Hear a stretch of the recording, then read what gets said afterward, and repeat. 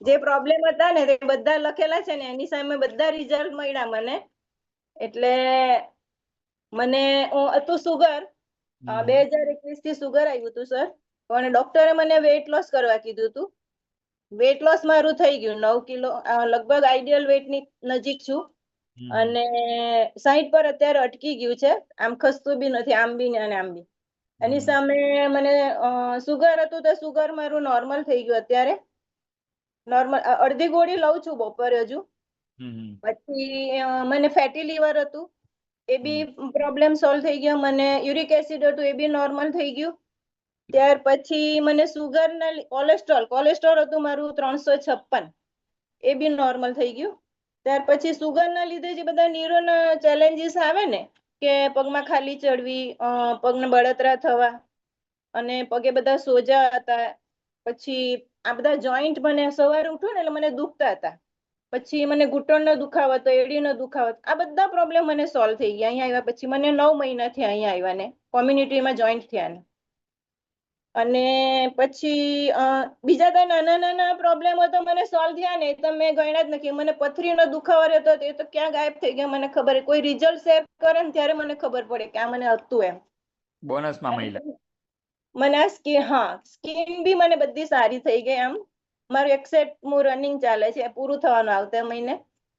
અને હું 36 વર્ષ તો હું નોકરી કરી, મેં હોસ્પિટલમાં દવાઓ લેતી હતી, પણ દવાથી મને સુગર કંટ્રોલ નહોતું થતું. આ કોમ્યુનિટીમાં આવીને પછી મને નોર્મલ થઈ ગયું. કંટ્રોલ નહીં, નોર્મલ થઈ ગયું.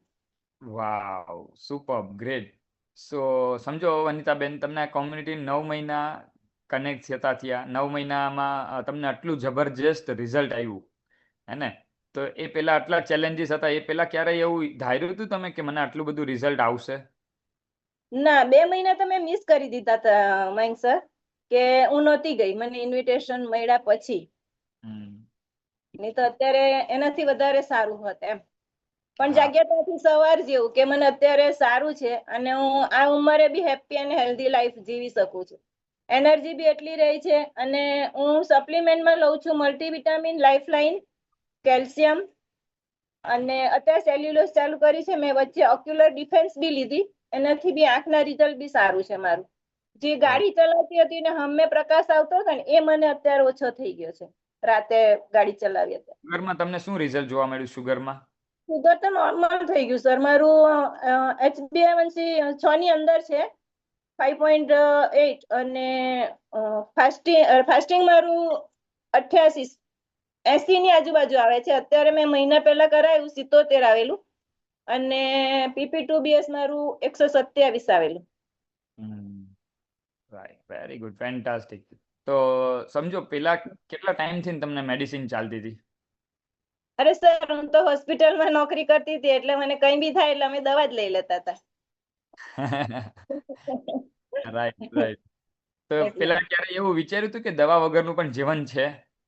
ના, નહોતું વિચાર્યું. આવી કોમ્યુનિટી પહેલા મળી હોત ને તો સારું એવું થાય. હા, તો જે પેલા દવાના ટીકડા લીધા ને એ લેવા ના પડે એનો મતલબ.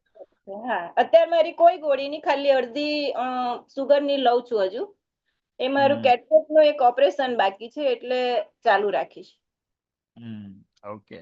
સો અચ્છા, તમને ફેટી લીવર પણ ભેગું હતું? હા, ફેટી લીવરમાં મારું SGPT વધારે આવ્યું હતું. રાઈટ. સો આ આટલું બધું ચેલેન્જીસ તમે પેપરમાં નોટ ડાઉન કર્યું ત્યારે તમે વિચાર કર્યો તો કે હું આટલા વર્ષોથી ને પ્રોબ્લેમમાં હતી આવા? એટલે આમ તકલીફ હતી, કારણ કે હું ચાલી નહોતી શકતી છેલ્લા 6 મહિના કોમ્યુનિટીમાં જોડાયા તે પહેલા. કારણ કે એટલી એડી દુખે ને, એટલા ઘૂંટણ દુખે ને, એટલા સ્વેલિંગ. આ સ્વેલિંગ ઉતરશે કેવી રીતે? ડોક્ટર મને દવા આપે તો બી મારું સ્વેલિંગ ઓછું નહોતું થતું એમ. એટલે હું ટેન્શનમાં તો હતી જ, પણ કોમ્યુનિટી મને મળી એટલે અમારા કોચનો તો હું ખૂબ ખૂબ આભાર માનીશ. અને આ કોમ્યુનિટી, હું ફિઝિકલ સેન્ટર હું અત્યારે બી જાઉં છું, ડેલી જાઉં છું. વેરી ગુડ, ઓકે, સરસ. તો અત્યારે તમે કોમ્યુનિટીમાં કનેક્ટ થઈને જબરજસ્ત આપનું રિઝલ્ટ મેળવ્યું. અચ્છા, આપના ફેમિલીનું શું રિઝલ્ટ છે? ફેમિલીમાં સર હું તો ઘરમાં એકલી જ છું. મારી છોકરી એ નથી ચાલુ કર્યું શેક, પણ ઓફરેસ લે છે, અને મેં એને સપ્લિમેન્ટ ચાલુ કરાવી છે. કેલ્શિયમ અને મલ્ટીવિટામિન.